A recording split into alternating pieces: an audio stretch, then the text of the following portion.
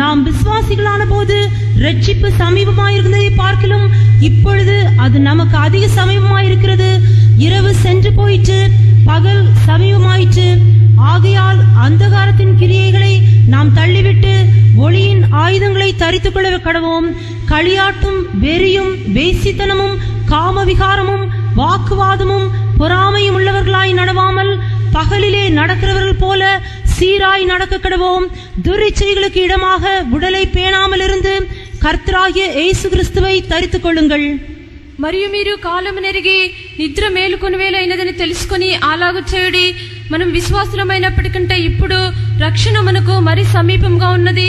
రాత్రి చాలా గడిచి పగలు సమీపంగా ఉన్నది గనుక మనము అంధకార క్రియలను విసర్జించి తేజ సంబంధమైన యుద్ధోపకరణములను ధరించుకుందాము. అల్లరితో కూడిన ఆటపాటలైనను మత్తైనను లేకయో కామ విలాసములైనను పోకిరి చేష్టలైనను లేకయో కలహమైనను మత్సరమైనను లేకయో పగటియందు నడుచుకున్నట్టు మర్యాదగా నడుచుకుందాము. మెట్టుకో ప్రభువైన యేసుక్రీస్తు ధరించుకున్న వారి శరీరేచ్ఛలను నెరవేర్చుకుంటకు శరీరం విషయమై ఆలోచన చేసుకొనకుడి. கர்த்தருடைய நாமத்துக்கு மகிமை உண்டாவதாக. దేవుని యొక్క నామమునకు మహిమ కలుగును గాక. பரிசுத்த பவுல் ரோமர் சபையாருக்கு நிருபத்தை எழுதும்போது அவர்கள் நித்திரையை விட்டு எழுந்திருக்க வேண்டிய நேரம் வந்துவிட்டது என்று எழுதி அவருடைய ஆவிக்குரிய ஜீவியத்தை தட்டி எழுப்புகிறதை இந்த வேத வசனம் நமக்கு முக்கியத்துவப்படுத்துகிறது. This word of God enables us to understand how Saint Paul says it is high time that you awake out of sleep, and so saying he taps the spiritual state of the church out of sleep. ఇక్కడ పౌలు రోమీలకు రాసినప్పుడు నిద్ర మేలుకొని వేళ అయినదని చెప్పి తెలుసుకొని అలాగున చేయుడి అని చెప్పి వారికి నిద్ర నుండి ప్రభువాన్ని తట్టి లేపుచూ ఉన్నాడు. அவர்கள் வந்திருக்கிற காலம் எப்படிப்பட்ட காலம் என்பதை அவர்கள் அறியாதவர்களாக இருந்தார்கள் என்று இந்த வேத வசனத்திலே நாம் விளங்கிக் கொள்கிறோம். From this word of God we understand that they were ignorant of the times into which they had come. వారు ఏ కాలంనకు వచ్చి ఉన్నారని చెప్పి ఆ కాలం గురించి వారు ఎరగకుండా కనబడుచున్నారు. நான் வந்திருக்கிறதான காலம் நித்திரையை விட்டு எழுந்திருக்கத்தக்க காலமாக இருக்கிறது. The time we have come is a time when we have to awake out of our sleep. మనం ఇప్పుడు వచ్చినటువంటి కాలము మనకు నిద్ర నుండి మనం మేలుకొన్నటువంటి కాలము ఉన్నది.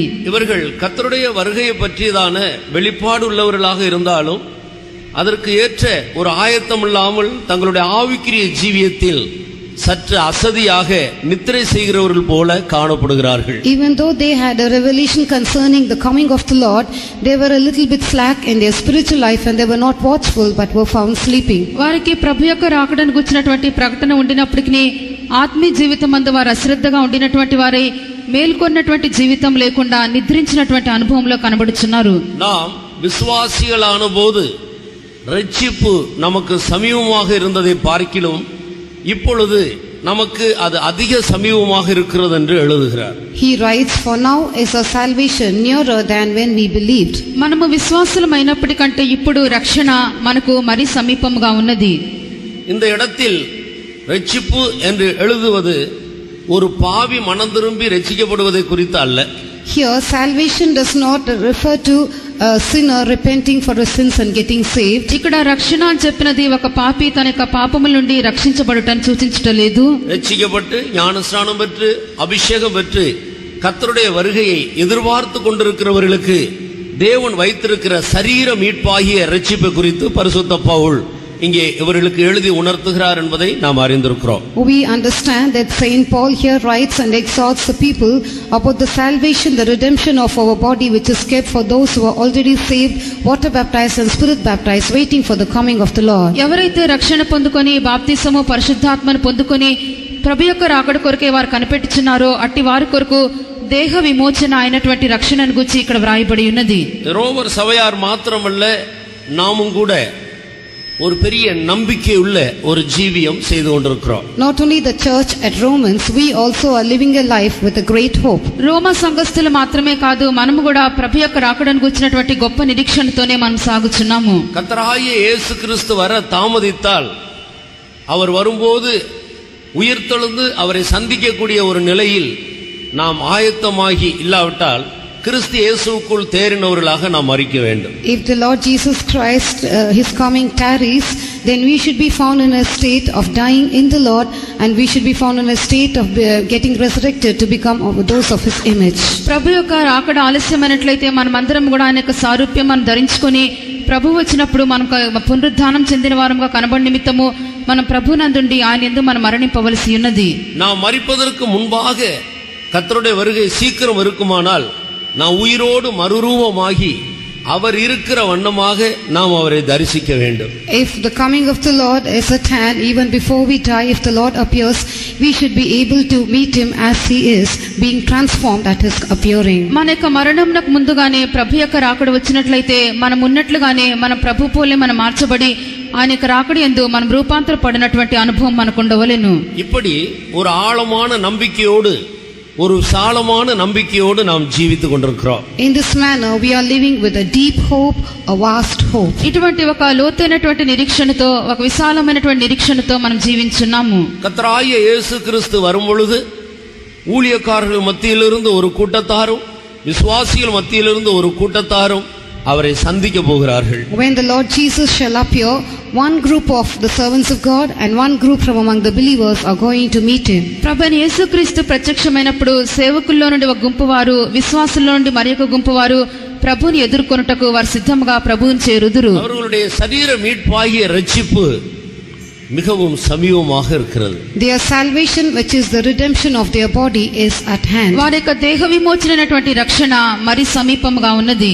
ஆவிக்குரிய ஜீவியத்தில் தூங்கிக் கொண்டிருக்காமல் விழித்திருந்து ஜாக்கிரதையாய் அந்த ரட்சிப்பை பெற்றுக்கொள்வதற்கு ஆயத்தமாக இருக்க வேண்டும் என்ற ஒரு கண்ணோட்டத்தோடு இந்த நிருபம் எழுதப்படுகிறது. This epistle is written from the angle to make one understand that one should not keep sleeping in a spiritual life, but be vigilant to meet the Lord, to receive the salvation which is the redemption of the body. ఒకడు తన ఆత్మీయ జీవితమందు నిద్రపోకుండా మేల్కొన్నటువంటి అనుభవం కలిగినటువంటి వాడే ప్రభు ప్రత్యక్షమైనప్పుడు ఆయన ఎదుర్కొన్నటువంటి స్థితిలో ఉండవలనని చెప్పి ఇటువంటి ఉద్దేశంతోనే ఇక పత్రిక వ్రాయబడి ఉన్నది. அப்படிப்பட்டவர்கள் எப்படி ஜாக்கிரதையாக இருக்க வேண்டும் என்பதை குறித்து பிந்தின வசனங்களில் நாம் வாசிக்கிறோம். In the verses following it is written as to how such people should be vigilant. అలాగున్నటువంటి వారు ఏలాగున వారు మేల్కొని జాగ్రత్తగా ఉండవలనని చెప్పి క్రిందన్నటువంటి వాక్యంలో మనం చదువుచున్నాము. 12வது వచనத்தில் இரவு சென்று போயிற்று பகல் சமீபமாயிருக்கிறது என்று சொல்லுகிறார். Verse 12 says the night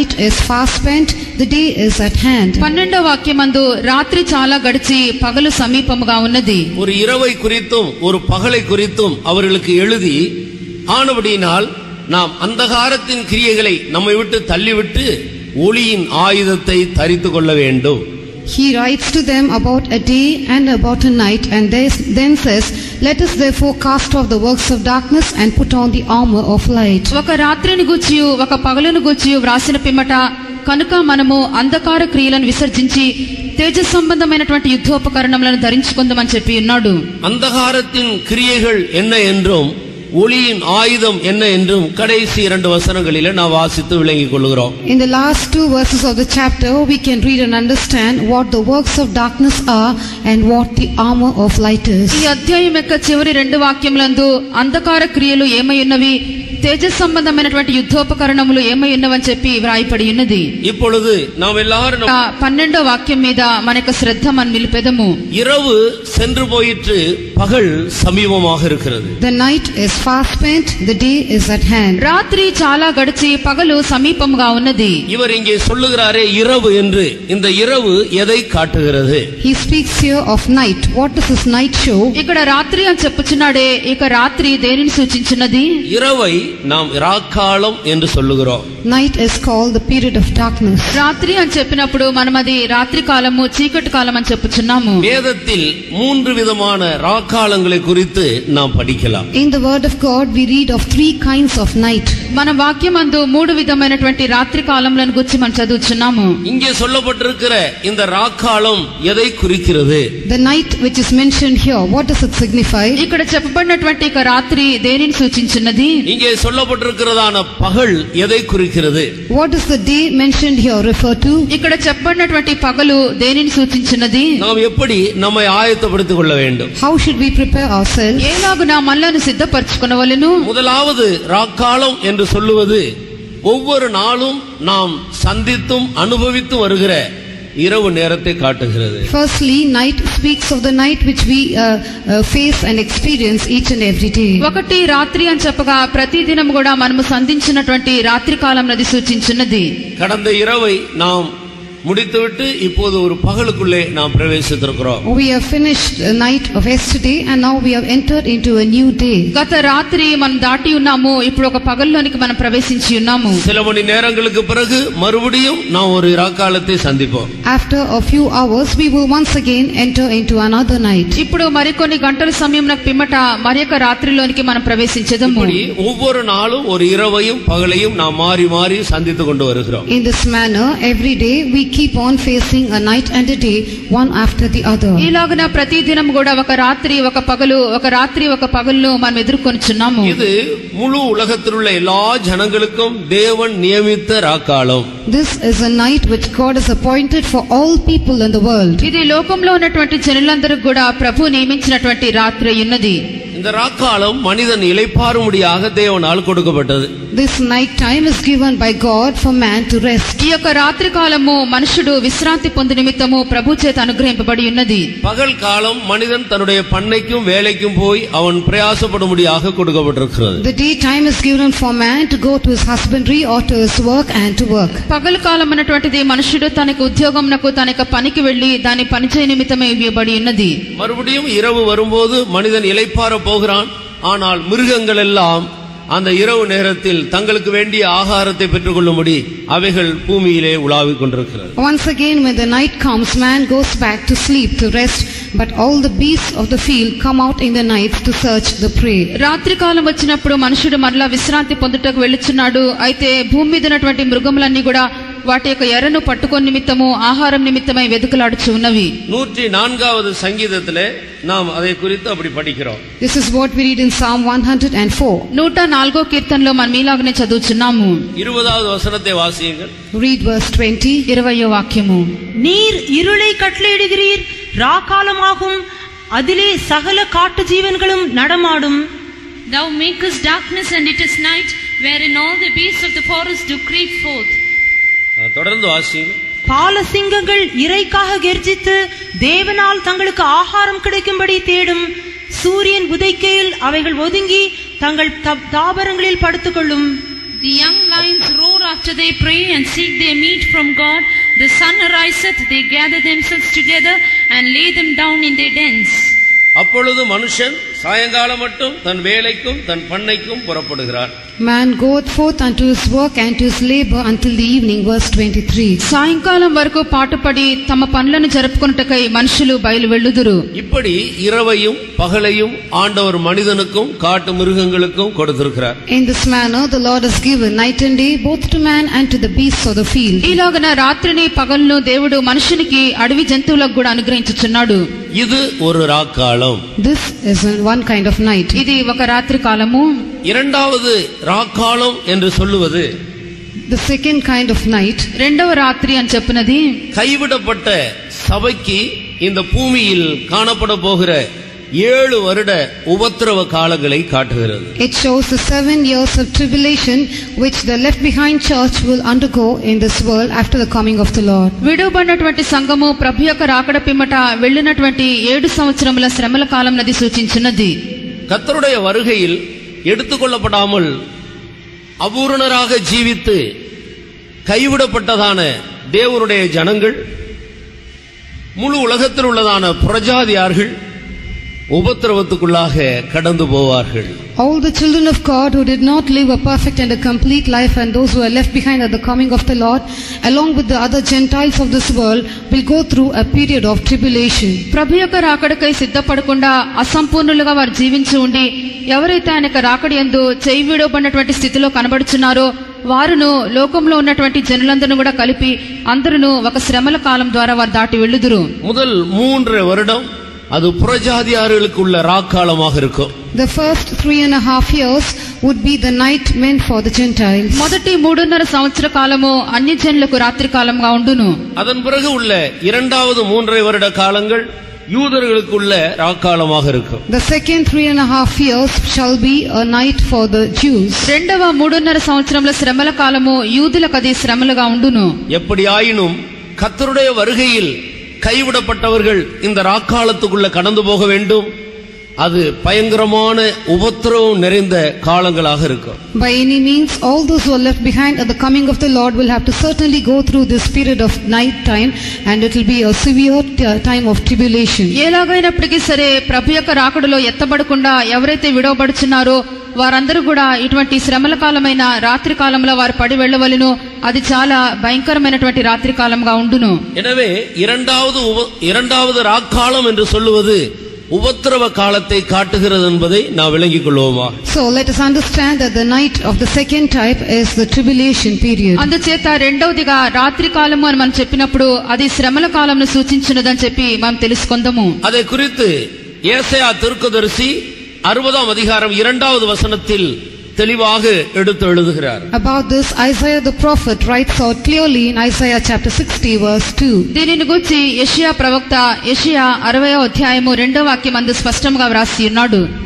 இதோ இருள் பூமியையும் காரிருள் ஜனங்களையும் மூடும், ஆனாலும் உன்மேல் கர்த்தர் உதிப்பார், அவருடைய மகிமை உன்மேல் காணப்படும்.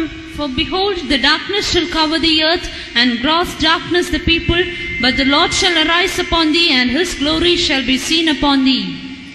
இருள் பூமியையும் காரிருள் ஜனங்களையும் மூடும்.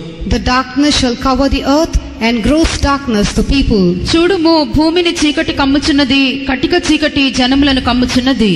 இருள் முதல் 3 வருட உபத்திரவ காலத்தையும், காரிருள் இரண்டாவது மகா உபத்திரவ காலத்தையும் காட்டுகிறது. Darkness shows tribulation, and gross darkness shows the great tribulation. చీకటి అని చెప్పినది మొదటి 3.5 సంవత్సరము శ్రమల కాలమైనది, కటిక చీకటి అనగా రెండో 3.5 సంవత్సరముల మహా శ్రమల కాలమైనది.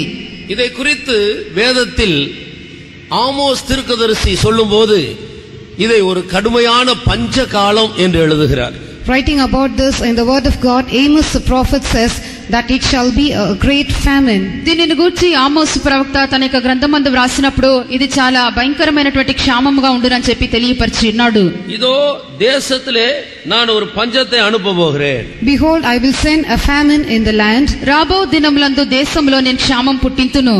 அது ஆகார குறைவினால் உண்டான பஞ்சம் அல்ல. It shall not be a famine of bread. అది అన్నపానములు లేకపోవట చేత కలుగు క్షామము కాదు. ஜலக்குறைவினால் உண்டான தாகமும் அல்ல. Nor a thirst for water. అది జలం మనకు లేకుండా పోవటను బట్టి మనకు కలిగినటువంటి క్షామము కాదు. கர்த்தருடைய வசனங்கள் கிடைக்கக்கூடாத ஆத்துமாவுக்கு, ஆவிக்குரிய ஜீவியத்துக்கு ஒரு கடுமையான பஞ்ச காலமாக இருக்கும். But it will be a severe time of famine for hearing the words of the Lord, that is a famine for the soul. అది యెహోవా యొక్క మాటను వినకుండా, ఆ యొక్క మాటలు మనకు దొరకకుండా మన యొక్క ప్రాణమందు కనబడుచున్నటువంటి ఘోరమైన క్షామ కాలమైనది. எல்லாரும் தங்களுடைய வேத புத்தகத்தில் ஆமோஸின் தீர்க்கதரிசன புத்தகம் 8ஆம் அதிகாரம் 11-12வது வசனத்தை வாசித்தால் நாம் விளங்கிக் கொள்ளலாம். We all can understand this if we turn our Bibles to the book of Amos the prophet, chapter 8 verses 11 and 12. మనమందరం కూడా ప్రవక్త అయినటువంటి ఆమోస్ యొక్క గ్రంథము 8వ అధ్యాయము 11-12 వాక్యములను మనం చదివినప్పుడు ఈ యొక్క సత్యం మనం గ్రహింపగలము. பாஸ். இதோ நான் தேசத்தின் மேல் பஞ்சத்தை அனுப்பும் நாட்கள் வரும், ஆகார குறைவினால் உண்டாகிய பஞ்சமல்ல, ஜலக்குறைவினால் உண்டாகிய தாகமும் அல்ல, கர்த்தருடைய வசனம் கேட்க கிடையாத பஞ்சத்தை அனுப்புவேன் என்று கர்த்தராகிய ஆண்டவர் சொல்கிறார்.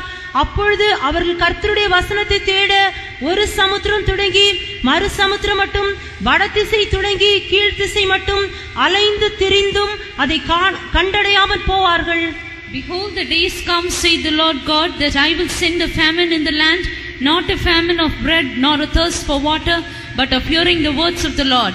And they shall wander from sea to sea, and from the north even to the east.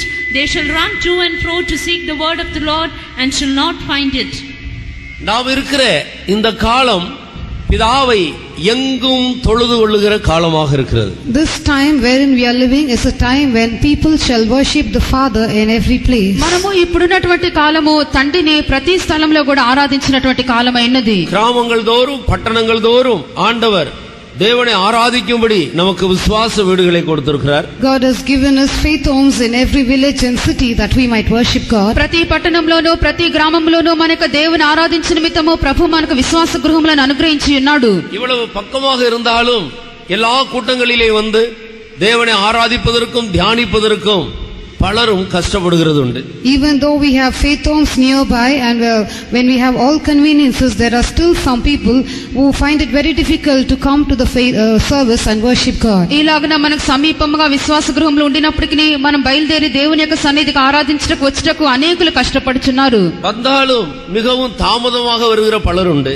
Even if they come very late. వచ్చినను ఆలస్యంగా వచ్చినటువంటి వారు కూడా ఉన్నారు. அருமையானவர்களே, சீக்கிரத்திலே ஒரு காலம் வரப்போகிறது. Beloved, quickly there's going to come a time. ప్రియులారా, త్వరలో ఒక కాలం రాబోచున్నది. வானமும் பூமியும் ஒளிந்து போனாலும் ஆண்டவருடைய வார்த்தையின் ஒரு உறுப்பு கூட ஒளிந்து போகாது. Heaven and earth shall pass away, but not a jot or a tittle of the word of God shall pass away. ఆకాశము భూమి గతించిపోనే కానీ దేవుని యొక్క మాటలో ఒక సున్నాయనను ఒక పొల్లైనను కూడా మారదు. அவைகள் எல்லாம் அப்படியே நிறைவேறி கொண்டு வருகிறது. They all are fulfilled just as they are written. అవన్నీ కూడా అలాగనే నెరవేర్చబడుచు ఉన్నవి. இங்கே சொல்லப்பட்டிருக்கிற இந்த தீர்க்கதரிசன வார்த்தை நிறைவேறக்கூடிய காலம் சமீபமாக இருக்கிறது. The time for this prophecy written here to be fulfilled is at hand. ఇక్కడ చెప్పబడినటువంటి ఒక ప్రవచన వాక్యము నెరవేర్చబోనటువంటి సమయము సమీపించి ఉన్నది. அந்த நாளிலே கர்த்தருடைய வசனங்களை தேடி சமுத்திரத்தின் ஒரு முனை முதல் கொண்டு மறுமுனை வரை தேடினாலும் தேவனுடைய வசனங்கள் அறிவிக்கப்படுகிறதை காண முடியாது. On that day, even if you wander from sea to sea in search of the word of God, you can never find the word of God declared in any place. ఆ దినమున జనులు యెహోవా యొక్క మాటను వెదుకుటకు ఈ సముద్రం నుండి ఆ సముద్రం వరకు వారు వెళ్ళినప్పటికీ వారికి దేవుని యొక్క వాక్యము దొరకదు. வடதிசை முதல் கீழ்த்திசை வரை தேடினாலும் கர்த்தருடைய வசனங்களை போதிக்கிறவர்களையும் காண முடியாது, ஆராதிக்கிறவர்களையும் காண முடியாது. Even if you wander from the north to the east, you can never find people preaching the word of God, nor can you find people worshipping God. ఉత్తర దిక్కు నుండి తూర్పు దిక్కు వరకు మనం సంచరించినప్పటికీ దేవుని యొక్క వాక్యమును బోధించువారో ఆరాధించినటువంటి వారో మనం చూడలేము. இது சரீரத்துக்கு உண்டாகிற ஒரு பஞ்சமல்ல, மனிதனுடைய ஆத்மாவுக்கு காணப்பட போகிற ஒரு பயங்கரமான ராக்காலம் அல்லது பஞ்சகாலம், வறட்சியான ஒரு காலமாக இருக்கும். This is not a famine meant for the body of man, but a famine meant for man's soul, a dryness in his soul when he cannot receive the word of God. ఇది మనుషుని యొక్క శరీరమునకు కలిగినటువంటి క్షామము కాదు గాని మనుషుని యొక్క ప్రాణమునకు అతని యొక్క జీవితమునకు కలిగినటువంటి భయంకరమైన క్షామము, భయంకరమైన కరువు. இது அப்படியே இருக்க மூன்றாவது பஞ்ச காலத்தை குறித்து நாம் சிந்திக்கும்படி நம்முடைய கவனத்தை திருப்போம். Leaving this aside, let us turn our attention to the third kind of famine. ఇది ఇలాగుండగా మూడవ రాత్రి కాలమునకు మన యొక్క శ్రద్ధను మనం త్రిపెదము. 11வது వచనத்தை வாசியுங்கள். ரோமர் 13వ అధ్యాయం. The third kind of night, Romans chapter 13 verse 11. రోమ 13వ అధ్యాయము 11వ వాక్యం చదువుడి. நித்திரையை விட்டு எழுந்திருக்கத்தக்க வேளையாய் சென்று நாம் காலத்தை அறிந்தவர்களாய் இப்படி நடக்க வேண்டும். நாம் விசுவாசிகளான போது ரட்சிப்பு சமீபமாய் இருந்ததை பார்க்கிலும் இப்பொழுது அது நமக்கு அதிக சமீபமாய் இருக்கிறது. அடுத்த வசனத்தை வாசி. இரவு சென்று போயிற்று, பகல் சமீபமாயிற்று. போதும். And that knowing the time that now it is high time to awake out of sleep, for now is our salvation nearer than when we believed. The night is fast spent, the day is at hand. இரவு சென்று போயிற்று, பகல் சமீபமாயிற்று. The night is fast spent, the day is at hand. రాత్రి చాలా గడిచి పగలు సమీపంగా ఉన్నది. இங்கே சொல்லப்பட்டிருக்கிற இந்த இரவு, இந்த ராக்காலம் எதை காட்டுகிறது? What does this night mentioned here show? ఇక్కడ చెప్పబడినటువంటి ఇక రాత్రి ఇక చీకటి కాలము దేనిని సూచించినది? முதல் ராக்காலம் முழு உலகத்தில் உள்ள எல்லா மனிதரும் அனுபவிக்கும்படி ஆண்டவர் கொடுத்தது. The first night, kind of night, is a night which is given for all the people of the world. మొదటి రాత్రి కాలము భూమి మీద ఉన్నటువంటి జనులందరూ కూడా అనుభవించిన నిమిత్తము ప్రభు చేత అనుగ్రహింపబడి ఉన్నది. இரண்டாவது ராக்காலம் கர்த்தருடைய வருகையில் கைவிடப்பட்டவர்கள் உபத்திரவத்தை அனுபவிக்கும்படியாக நியமிக்கப்பட்டிருக்கிறது. The second kind of night has been appointed for those who are left behind at the coming of the Lord to go through tribulation. రెండవ రాత్రి కాలము ప్రభు యొక్క రాకడలో ఎత్తబడకుండా ఎవరైతే విడవబడి ఉన్నారో విడవబడిన వారికి శ్రమలు అనుభవించిన నిమిత్తము రాత్రి కాలం ఇవ్వబడి ఉన్నది. இரவு சென்று போயிற்று என்று சொல்லுகிற இந்த மூன்றாவது ராக்காலம் புதிய ஏற்பாட்டு சபைக்கு உரியதாக இருக்கிறது. The night is fast spent, here mentioned, is the third kind of night which is meant for the New Testament church. రాత్రి చాలా గడిచి అని చదువుచున్నాము. ఈ యొక్క రాత్రి క్రొత్త నిబంధన సంఘమునకు నియమించబడినటువంటి రాత్రి ఉన్నది. ஒரே வார்த்தையில் சொன்னால் இது கிருபையின் காலத்தை காட்டுகிறது. In one word, this shows the period of grace. ఒకే మాటలో మనం చెప్పినట్లయితే ఈ రాత్రి కృపాకాలం అయినది. இது கிருபையின் காலம்தான்.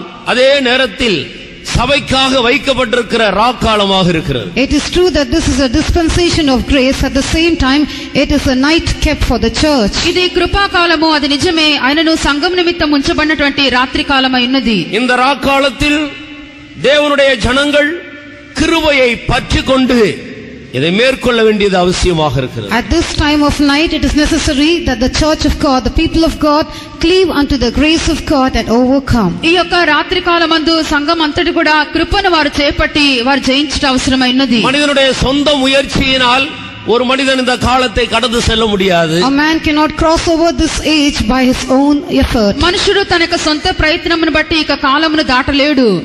கிருபையினால் மாத்திரம், கிருபையை முழுவதும் சார்ந்து கொண்டு அதை பற்றி கொண்டவர்கள் மாத்திரம் இந்த ராக்காலத்தை மேற்கொள்ள முடியும். Only by grace, only those who have totally put their trust in this grace will be able to cross over this period of night. కృప చేత మాత్రమే ఎవరైతే కృప మీద పూర్తిగా ఆనుకొనుచున్నారో, ఎవరైతే కృపను గట్టిగా చేపట్టుచున్నారో వారు మాత్రమే ఇక రాత్రి కాలంను దాటిపోగలరు. இது ராக்காலம் தான். அதே நேரத்தில் நாம் தேவனுக்காக எழும்பி பிரகாசித்து கிரியை செய்ய வேண்டிய காலம். It is true that this is a night time, but this is a time when we have to awake and arise and shine and work for the Lord. ఇది రాత్రి కాలం, అది నిజమే. అయినప్పటికీ మనం లేచి మన యొక్క ప్రభు నిమిత్తము మనం క్రియ చేయవలసినటువంటి కాలమైనది. பரிசுத்த பவுல் எபிரேயருக்கு எழுதின நிருபத்தில் சொல்லும்போது 12ஆம் அதிகாரம் 28வது வசனத்தில் அசைவில்லாத ராஜ்யத்தை பெறும்படி அழைக்கப்பட்டிருக்கிற நாமோ பயத்தோடும் பக்தியோடும் அவருக்கு பிரியமான ஒரு ஆராதனை செய்யும்படி கிருபையை பற்றிக்கொள்ள கடவோம் என்று எழுதுகிறார். In Hebrews chapter 12 verse 28, Saint Paul says, "Wherefore we receiving a kingdom which cannot be moved, let us have grace or cleave unto grace, whereby we may serve God acceptably with reverence and godly fear." హెబ్రీయులకు రాసిన పత్రిక 12వ అధ్యాయము 28-29 వాక్యములందు పరిశుద్ధ పౌలు చెప్పినప్పుడు, మనం నిశ్చలమైనటువంటి రాజ్యమును పొంది కృప కలిగి ఉందము. ఆ కృప కలిగి వినయ భయభక్తులతో దేవునికి ప్రీతికరమైనటువంటి సేవ మనం చేయుటకు ఆ యొక్క దైవ కృపను మనం చేపట్టెదము. அதிகம் படித்திருக்கிறதுனால இந்த காலத்தை நாம் மேற்கொள்ள முடியாது. We cannot overcome this period just because we are highly qualified. అధికంగా మన విద్యాభ్యాసం చేయటం బట్టి ఈ కాలమును మనం జయింపలేము. நீண்ட நாட்கள் ஊழியம் செய்கிறபடினால், நீண்ட நாட்கள் விசுவாசியா இருக்கிற அனுபவம் இருக்கிறபடினால் இந்த காலத்தை மேற்கொள்ள முடியாது. We cannot overcome this age just because we have been serving the Lord for many long years, or just because we have the experience of being old believers. అనేక సంవత్సరములు మనం సేవ చేయటం బట్టి, అనేక సంవత్సరములుగా విశ్వాసులుగా ఉండి అనుభవం కలిగి ఉండటం బట్టి మనం ఈ యొక్క రాత్రి కాలం జయింపలేము. அறிவினால், திறமையினால், ஐஸ்வர்யத்தினால் இந்த காலத்தை ஒரு மனிதன் மேற்கொள்ள முடியாது. By knowledge, by capability, by riches, a person cannot overcome this age. జ్ఞానమును బట్టి, సామర్థ్యమును బట్టి, తన యొక్క ఐశ్వర్యమును బట్టి మనుషుడు ఈ కాలమును జయింపలేడు. இந்த காலத்தில் ஒரு மனிதன் முற்றிலும் ஜெயம் எடுக்கும்படியாக அவன் கிருபையை பற்றிக்கொள்ள வேண்டும். For a person to have the total victory in this dispensation, he has to cling unto grace. ఒక మనుషుడు ఈ కాలమందు పూర్తిగా అతడు జయం పొందిన నిమిత్తము దైవ కృపను అతడు చేపట్టవలెను. தேவன் பட்சபாதம் உள்ளவர் அல்ல. God is not partial. దేవుడు పక్షపాతి కాడు. யாரெல்லாம் பயத்தோடு பக்தியோடு கிருபையை நாடி வருகிறார்களோ அவர்களுக்கெல்லாம் யாதொரு வித்தியாசம் இல்லாமல் கிருபையை பகிர்ந்தளிக்கிற தேவனாக இருக்கிறார். He is a God who without any difference gives grace to all those who come and serve him acceptably with reverence and godly fear. ఎవరైతే దేవుని యందు భయభక్తులు కలిగి వారు ప్రభువుని సేవించి వచ్చుచున్నారో, ప్రభు పక్షపాతం లేకుండా ప్రతి ఒక్కరికి కూడా కృప అనుగ్రహించేవాడై ఉన్నాడు. கிருபையின் காலமாகிய இந்த ராக்காலத்தில் தேவனுடைய ஜனங்கள் கிருபையை பற்றிக்கொண்டு கிருபையினால் ஒரு பூரண ஜெயஜீவியம் செய்து அவர்கள் முன்னேற வேண்டியது அவசியமாக இருக்கிறது. It is necessary for the people of God who are living in this dispensation of grace, which is a night time, to totally depend upon the grace of God and overcome. ఈ కృపాకాలమైనటువంటి రాత్రి కాలమందు జీవించినటువంటి వారందరూ కూడా దేవుని యొక్క కృపను వారు చేపట్టుకొని ఆ కృప చేతనే మనం జయ జీవితం చేయుటకు మనం నేర్చుకొనవలెను. அந்தகாரத்தின் கிரியைகளை கிருபையினால் நாம் தள்ளிவிட்டு ஒளியின் ஆயுதமாகிய கிறிஸ்துவை நாம் தரித்துக் கொள்ள வேண்டியது அவசியம். It is necessary, but that by grace we put off the works of darkness and put on the armor of light, which is Jesus Christ. దైవ కృపను బట్టి అంధకార క్రియలను మనం విసర్జించి తేజస్ సంబంధమైనటువంటి యుద్ధోపకరణములను మనం ధరించుకొనవలెను. நாம் ஏசாயாவின் புத்தகம் 60ஆம் அதிகாரத்தில் வாசித்தபோது, when we read from Isaiah chapter 60, యెషయా గ్రంథము 60వ అధ్యాయంలో మనం చదివినప్పుడు, இருள் பூமியையும் காரிருள் ஜனங்களையும் மூடும். darkness shall cover the earth and gross darkness the people. భూమిని చీకటి కమ్ముచున్నది, కటిక చీకటి జనములను కమ్ముచున్నది. ஆனால் உன்மேல் கர்த்தர் உதிப்பார். But the Lord shall arise upon thee. అయితే యెహోవా నీ మీద ఉదయించుచున్నాడు. அந்த இருள் உன்னை மூட முடியாது. That darkness cannot cover you. ఆ చీకటి నిన్ను కమ్ముకొనదు. இருள் இந்த பூமியை மூட வேகமாக வரும்போது கர்த்தர் உன்மேல் உதித்து உன்னை எடுத்துக்கொள்வார். When the darkness comes in haste to cover the face of the earth, the Lord shall rise upon thee and he will catch you away. భూమి మీద చీకటి కమ్ము నిమిత్తము ఆ యొక్క చీకటి వేగంగా వచ్చినటువంటి వేళ ప్రభు తను నీ మీద ఉదయించి నిన్ను తన ఎద్దకు చేర్చుకొనును.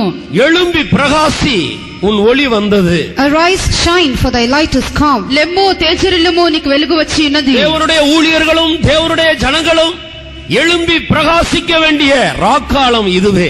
This is the night time when the servants of God and the people of God have to arise and shine. దేవుని యొక్క సేవకులు విశ్వాసులందరూ కూడా లేచి ప్రకాశింపవలసినటువంటి రాత్రి కాలము ఇదియే. இந்த ராக்காலத்தில் தேவனுடைய சபையானது எழும்பி பிரகாசித்து இந்த பூமிக்கு வெளிச்சத்தை வெளிப்படுத்த வேண்டும். At this time of night, the church of God has to arise and shine and give light to this world. ఈ యొక్క రాత్రి కాలమందు దేవుని యొక్క సంఘము లేచి ప్రకాశించి భూమికి అది వెలుగునిచ్చినదిగా ఉండవలెను. அதற்காகத்தான் ஆண்டவர் இந்த நாட்களில் நம்மை தெரிந்து கொண்டிருக்கிறார். That is why the Lord has chosen us during these days. అందుచేతనే మన ప్రభు ఈ దినముల్లో మనల్ని ఏర్పరచుకొని ఉన్నాడు. சுவிசேஷத்துக்காக ஜீவித்து சுவிசேஷத்தின் வெளிச்சத்தை இந்த பூமிக்கு நாம் அறிவிக்க வேண்டும். We have to live for the gospel and declare the light of the gospel to the world. సువార్త కొరకు మనం జీవించి సువార్త యొక్క వెలుగును ఇక భూమి మీద మనం ప్రకాశింప చేయవలెను. ஒரு நாள் கர்த்தராகிய இயேசு கிறிஸ்து இந்த கிருபையின் ஆரம்ப நாட்களில் இந்த உலகத்துக்கு வெளிச்சமாக அவர் உதித்தார். One day at the beginning of this dispensation of grace, the Lord Jesus Christ came down to the earth as the light of this world. ఈ కృపాకాలం యొక్క ఆరంభమందు ప్రభువైన యేసుక్రీస్తు ఈ లోకమునకు వెలుగుగా ఆయన ఉద్భవించి ఉన్నాడు. இருளில் நடக்கிற ஜனங்கள் அன்றைக்கு பெரிய வெளிச்சத்தை கண்டார்கள். People who were walking in darkness on that day saw a great light. చీకట్లో జీవించినటువంటి జనులు ఆ దినమున గొప్ప వెలుగును వారు చూచిరి. இயேசு கிறிஸ்து வெளிச்சமாக இந்த பூமியில் தன்னை வெளிப்படுத்திக் கொண்டிருந்தார். The Lord Jesus Christ manifested himself as light upon the earth. యేసుక్రీస్తు ఇక భూమి మీద వెలుగుగా తన్ను తాను ప్రత్యక్షపరచుకొని ఉన్నాడు. நாமும் இந்த நாட்களில் வெளிச்சமாக இந்த தேசத்துக்கு நாம் நம்மை வெளிப்படுத்த வேண்டும். We also should manifest ourselves as lights to this land. మనము కూడా ఇక దేశమునకు వెలుగుగా మనల్ని మనం బయలుపరచుకొనవలెను. இது தேவனுடைய ஜனங்கள் நித்திரை செய்கிற ஒரு காலம் அல்ல. This is not the time for the people of God to sleep. ఇది దేవుని యొక్క జనులు నిద్రపోవలసినటువంటి కాలం కాదు. 134வது சங்கீதம் 1வது வசனத்தை நான் வாசிக்கும்போது, Reading the first verse of Psalm 134, 134వ కీర్తన మొదటి వాక్యం మనం చదివినప్పుడు, ராக்காலங்களில் கர்த்தருடைய ஆலயத்தில் நிற்கிற கர்த்தருடைய ஊழியர்களே கர்த்தரை ஸ்தோத்திரியுங்கள் என்று எழுதியிருக்கிறது. it is written, Bless ye the Lord, all ye servants of the Lord, which by night stand in the house of the Lord. యెహోవా సేవకులారా, యెహోవా మందిరంలో రాత్రి నిలిచియుండు వారలారా, మీరందరూ యెహోవాను సన్నుతించుడి. இந்த ராக்காலத்தில் தேவனுடைய ஜனமாகிய நாம் எல்லாரும் கர்த்தரை ஸ்தோத்திரித்து துதித்து பாடி அவரை எல்லாருக்கும் அறிவித்து கிரியை செய்யக்கூடிய ஒரு காலமாக இருக்கிறது. This time of night is a time where we all should praise God and sing unto him and declare the Lord unto all the people and work for him. ఈ యొక్క రాత్రి కాలమందు మనమందరం కూడా ప్రభువును గురించి మనం పాడి మనం స్తుతించి ఆయనను కీర్తించి లోకమునకు ప్రభువును మనం బయలుపరచవలెను.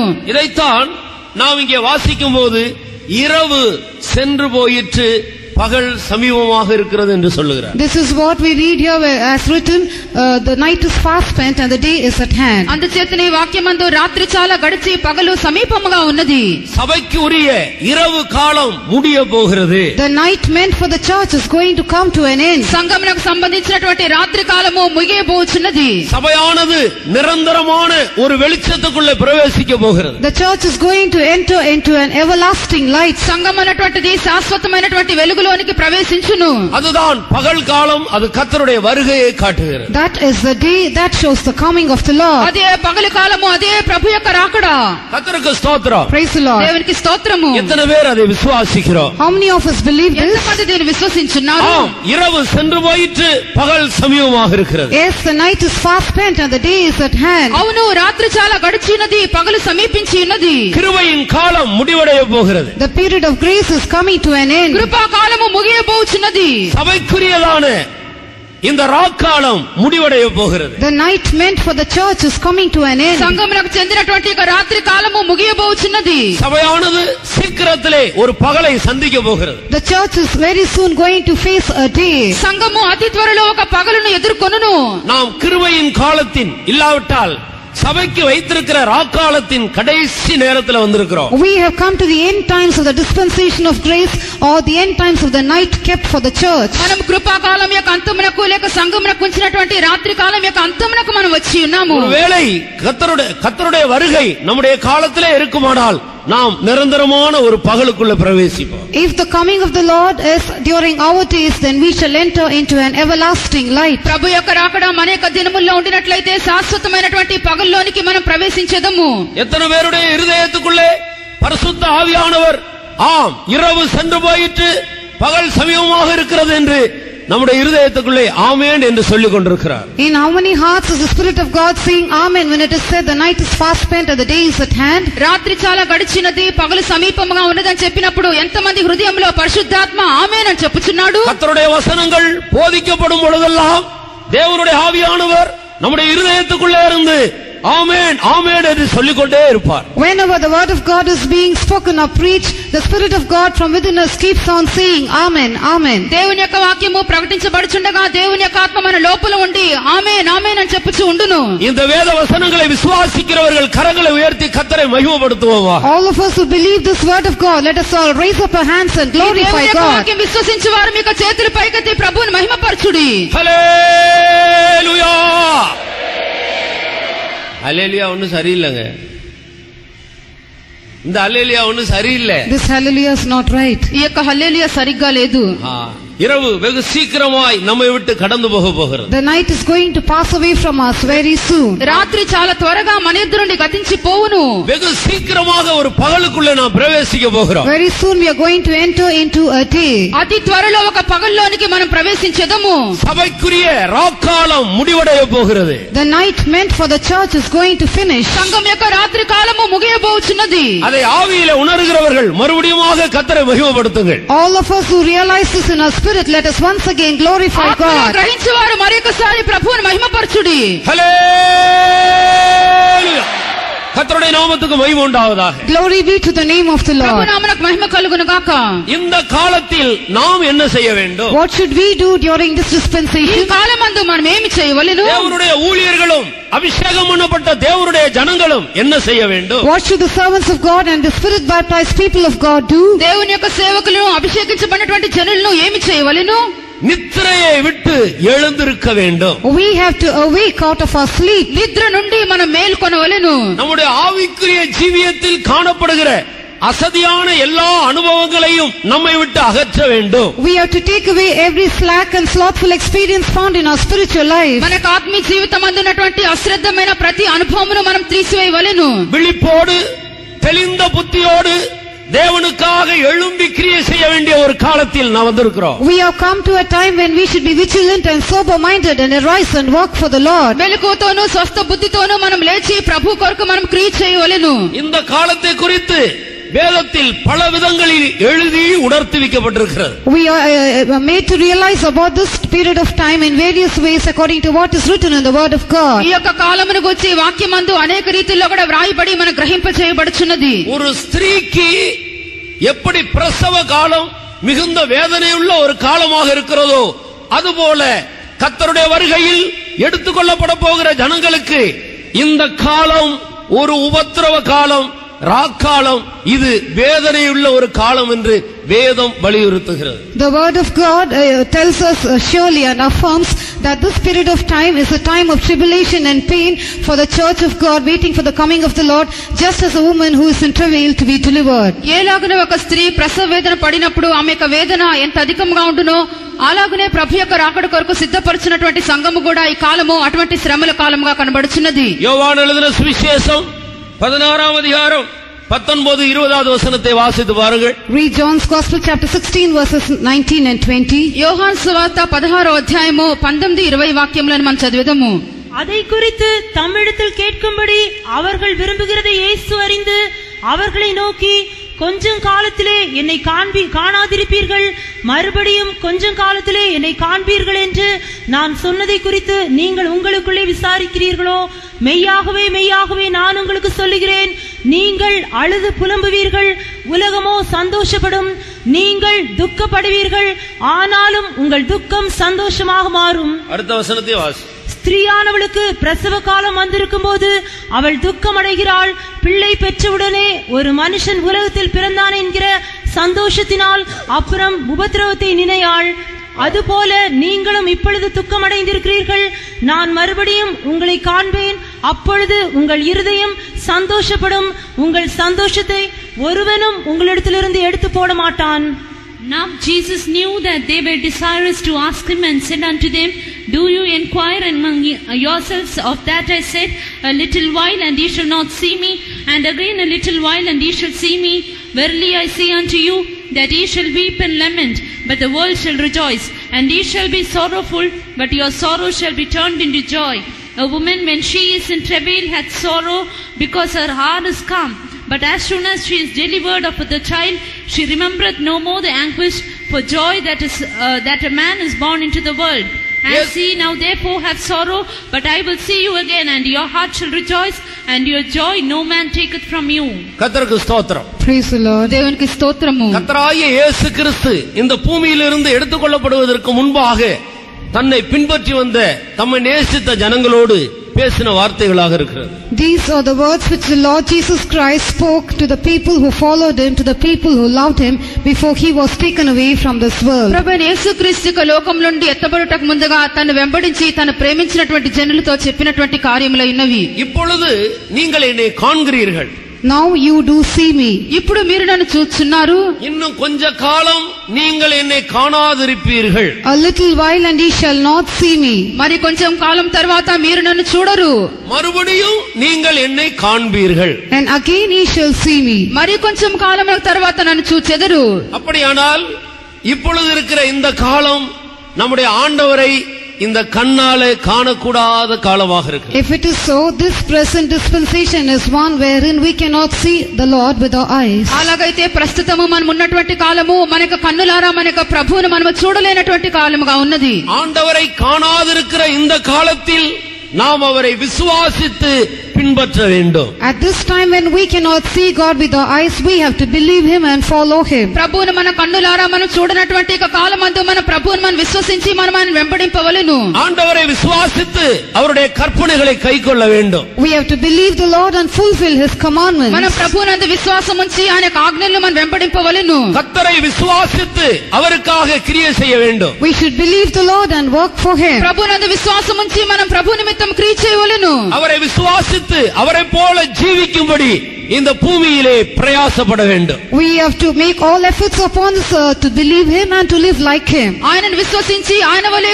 లోకంలోని జీవించుటకు మనం ప్రయాసపడవలెను. அப்படிப்பட்டவர்கள் மறுபடியும் அவரை காண போகிறார்கள். Such shall see him again. అట్టివారు మరలా ప్రభువును చూతురు. ஹல்லேலூயா. அதுதான் மத்திய வானத்தில் நம்முடைய இயேசுவை சந்திக்கிற நேரம். That is the time when we shall meet our Jesus in mid-air. అదే మధ్యాకాశంలో మనకు యేసుని మనం ఎదుర్కొన్నటువంటి కాలము. இப்பொழுது கர்த்தரை காணாதிருக்கிற இந்த காலத்தில் நாம் காணப்படுகிறோம். இது சபைக்கு ராக்காலம். Now we are living in a period of time where we are unable to see the Lord. This is the time of night appointed for the church of God. ఇప్పుడు మనం ప్రభువును చూడనటువంటి కాలమందు మనం జీవించున్నాము. ఇదే సంఘమునకు రాత్రి కాలము. அருமையான தேவனுடைய சபையே, Beloved church of God, ప్రియమైన దేవుని సంఘమా, இந்த காலத்தில் சபை என்ன செய்ய வேண்டும்? what should the church do at this time? ఈ కాలమందు సంఘం ఏమి చేయవలెను? இது நித்திரை செய்கிற காலம் அல்ல. This is not the time to sleep. ఇది నిద్రపోవనటువంటి కాలం కాదు. இது இளைப்பாறுகிற காலம் அல்ல. This is not the time to rest. ఇది విశ్రాంతి నందు కాలం కాదు. நம்முடைய விருப்பம் போல நம்முடைய இஷ்டம் செய்து கொண்டிருக்கிற ஒரு காலம் அல்ல. It's not the time for us to keep doing things according to our will and pleasure. మన ఇష్టానుసారంగా కార్యములను చేయనటువంటి కాలం కాదు.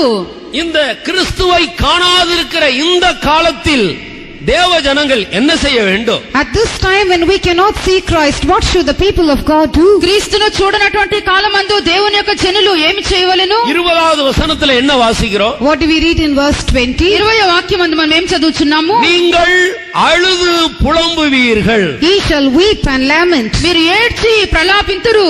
இந்த காலம் சபையானது அழுது புலம்ப வேண்டிய காலம். This is a time when the church has to weep and lament. ఈ కాలము సంఘము ఏడ్చి విలపించి ప్రలాపించవలెను.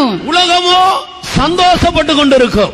The world will keep rejoicing. లోకమైతే సంతోషించి ఉండును. சபையாகிய நீங்களோ உலகத்தாரோடு சேர்ந்து சந்தோஷப்படாமல் அழுது புலம்புங்கள் என்று ஆண்டவர் சபையை பார்த்து தன்னுடைய மனைவியை பார்த்து எச்சரிக்கிறார். Looking at the church, looking at his wife, the Lord warns, saying, you should not get together with the people of this world and rejoice, but you should weep and lament. దేవుడు సంఘమును చూచి తన యొక్క భార్యను చూచి ఇలాగని చెప్పుచున్నాడు, లోకంతో కూడా చేరి మీరు సంతోషింపకూడదు, మీరు ఏడ్చి విలపించి ప్రలాపించవలని హెచ్చరించున్నాడు. உலகம் அந்தகார கிரியைகளிலே கலிகூர்ந்து கொண்டிருக்கிறது. The world is rejoicing in the works of darkness. లోకము అంధకార క్రియల్లో అది సంతోషించు ఉన్నది. அப்படியே ரோமர் 13ஆம் அதிகாரம் 13வது வசனத்துக்கு வாருங்கள். Come again to Romans chapter 13 verse 13. రోమా 13వ అధ్యాయము 13వ వాక్యమునకు మనం వచ్చేదము. களியாட்டு, வெறி, வேசித்தனம், காமவிகாரம், வாக்குவாதம், பொறாமை, இப்படிப்பட்டதான காரியங்களிலே உலகம் சந்தோஷப்பட்டு கொண்டிருக்கிறது. The world is rejoicing in rioting and drunkenness, chambering and wantonness, strife and envy. అల్లలతో కూడిన ఆటపాటలు, మత్తైనను, కామ విలాసము, పోకిరి చేష్టలు, కలహము, మత్సరము, వీటి యందు లోకం సంతోషించు ఉన్నది. துரிச்சைகளுக்கு ஏதுவாக தன்னுடைய உடலை பேணிக் கொண்டிருக்கிறது. It is making provision for the flesh to fulfill its lust. శరీరేచ్ఛలను నెరవేర్చుకునే నిమిత్తము శరీర విషయమై ఆలోచన చేసుకొనుచు ఉన్నది. மற்றவர்களுக்கு தீமையான ஆசைகள் உண்டாகத்தக்க அளவில் உலகமானது ட்ரெஸ் பண்ணி அது சந்தோஷப்பட்டு கொண்டிருக்கிற ஒரு காலம். This is a time when the world is dressing up in such a manner that it can create evil desires in others and it is rejoicing in it. లోకములో చెడ్డ ఆశలను కలుగచే నిమిత్తము వారి యొక్క శరీరమును అలాగున వారు అలంకరించుకొని వారి శరీరేచ్ఛలకు చోటిచ్చున్నారు. நான் உலகத்தார் అల్లాదது போல என்று சொல்லப்பட்டிருக்கிற அந்த வார்த்தையினுடைய பொருள் என்ன? What is the meaning of the word world mentioned often? లోకము లోకము అని చెప్పబడుచున్నదే. లోకము అనగా అర్థమేమి? அது இந்த வெறும் பூமியை காட்டுகிறதல்ல. It does not show this earth. అది ఊరికే భూమిని సూచించలేదు. இந்த பூமியில் ஜீவிக்கிற ஜனங்களுடைய பாவ கிரியைகளை காட்டுகிறது. It shows the sinful works of the people living upon this earth. ఇక భూమి మీద జీవించినటువంటి జనుల యొక్క పాప క్రియలు అయినవి. கண்களின் இச்சை, மாமிசத்தின் இச்சை, ஜீவனத்தின் பெருமை, இவைகள் மூன்றும் தான் உலகமாக இருக்கிறது. The lust of the flesh, the lust of the eyes and the pride of life, these three constitute the world. శరీరాశ, నేత్రాశ, జీవపు డంబము ఇవే లోకమును సూచించినవి. உலகமானது தன்னுடைய கண்களின் இச்சையின்படியே நடந்து கொண்டிருக்கிறது. The world is walking after its the lust of its eyes. లోకము వాటి యొక్క నేత్రాశను బట్టి నడుచుకొనుచు ఉన్నది. உலகமானது மாமிச இச்சையை நிறைவேற்றிக் கொண்டிருக்கிறது. The world is fulfilling the lust of the flesh. లోకము శరీరాశను నెరవేర్చుచున్నది. உலகமானது சுய பெருமைக்காக எல்லாவற்றையும் செய்து தற்புகளை நாடிக்கொண்டிருக்கிறது. The world is doing all things for the sake of vain glory and seeking its own honor. లోకమంతా కూడా తమ యొక్క స్వయ పొగడ్త నిమిత్తమును వారికి స్వయ మహిమ నిమిత్తమును సమస్త కార్యములను చేయిచు ఉన్నది. விதமான ட்ரெஸ் பண்ணி தங்களை அலங்கரித்துக் கொண்டிருக்கிறது.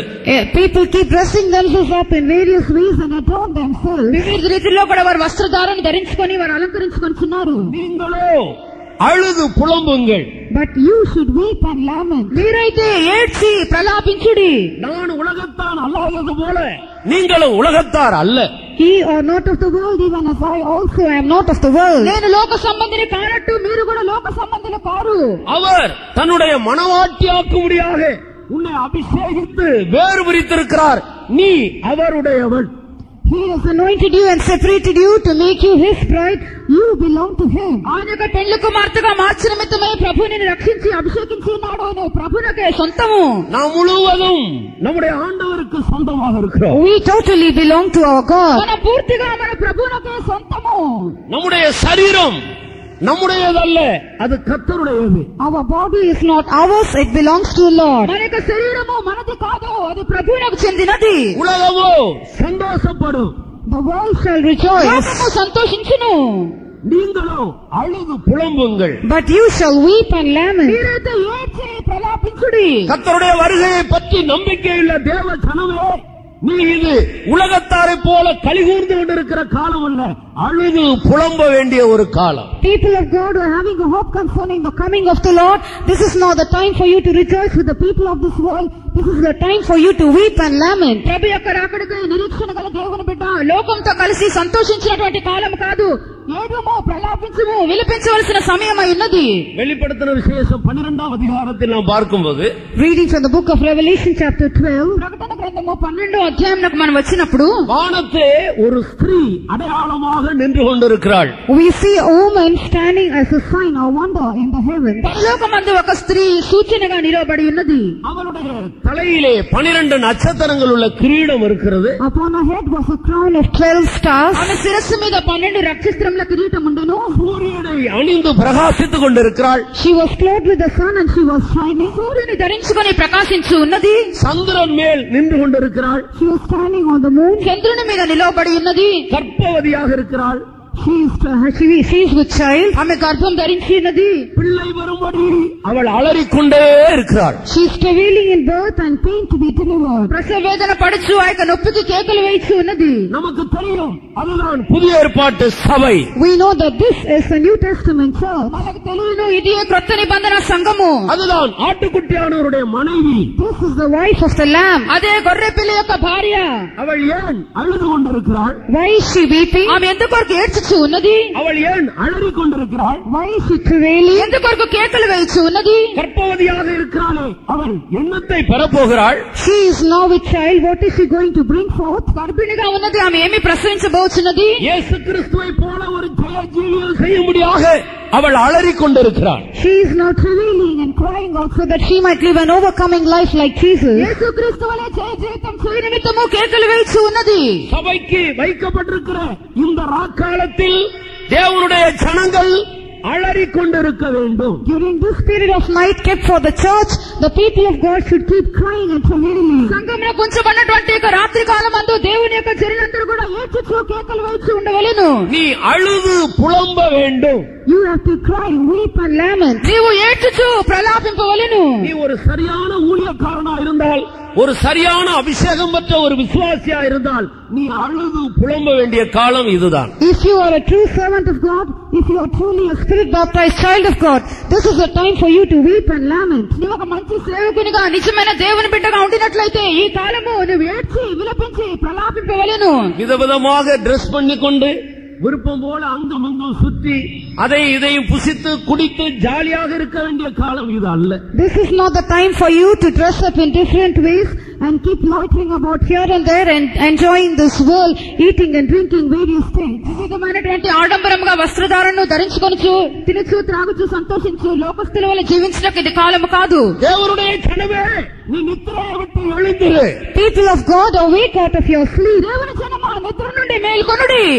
உன்னுடைய சந்தோஷத்தை விட்டு வெளியே வா. Come out of your joy. సంతోషం నుండి మీరు బయటకు రండి. நீ அழுது புலம்பு. Weep and lament. ఏడుము ప్రలాపించుము. நீங்கள் துக்கப்படுவீர்கள். You shall be sorrowful. దుఃఖపడదురు. ஆனாலும் உங்களுடைய துக்கம் சந்தோஷமாக மாறும். But your sorrow shall be turned into joy. ఆయనను మీకు దుఃఖము సంతోషముగా మారును. இது பிரசவ வேதனைக்கு ஒத்த ஒரு ஸ்திரீயின் வேதனையோடு கூட நாம் தேவனுடைய சமூகத்தில் நம்முடைய ஆவிக்குரிய ஜீவியத்தின் நிறைவுக்காக அழுது கொண்டிருக்க வேண்டிய ஒரு காலம். This is a time when we have to keep on crying and travailing in the presence of God for a proper spiritual life, just like a woman who is in travail and sorrowing to be delivered. ఒక మంచి ఆత్మీయ జీవితం నిమిత్తము ఎలాగనే స్త్రీ ప్రసవ వేదన పడుచు ఆ యొక్క వేదనకు కేకలు వేస్తున్నదో అలాగనే మనము కూడా కేకలు వేసి ఏడవలసినటువంటి కాలమై ఉన్నది. கர்த்தராகிய இயேசு வரும் பொழுது அவர் இருக்கிற வண்ணமாகவே நாம் அவரை தரிசிக்க போகிறோம். When the Lord Jesus shall appear, we shall see him as he is. మన ప్రభు యేసుక్రీస్తు ప్రత్యక్షమైనప్పుడు ఆయన ఉన్నట్లుగానే మన ప్రభువును మనం చూచెదము. ஆனபடியால் அவருக்கு ஒப்பாக இருப்போம் என்ற ஒரு அறிவை சுவிசேஷத்தின் மூலம் தேவன் நமக்கு தந்திருக்கிறார். Therefore, through the gospel, the Lord has given us an understanding that we shall be like him. ఆయనను మనం పోలి ఉందుము అన్నటువంటి ఒక జ్ఞానమును సువార్త మూలంగా ప్రభు మనకు అనుగ్రహించి ఉన్నాడు. கர்த்தராகிய இயேசு வரும் பொழுது அவர் இருக்கிற வண்ணமாகவே நாம் அவரை தரிசிக்க போகிறோம். When the Lord Jesus Christ shall appear, we shall see him as he is. ప్రభు యేసుక్రీస్తు ప్రత్యక్షమైనప్పుడు ఆయన ఉన్నట్లుగానే మన ప్రభువును మనం చూచెదము. அவர்தான் சபைக்கு தலையாக இருக்கிறார். He is the head of the church. ఆయన సంఘమునకు శిరస్సు ఉన్నాడు.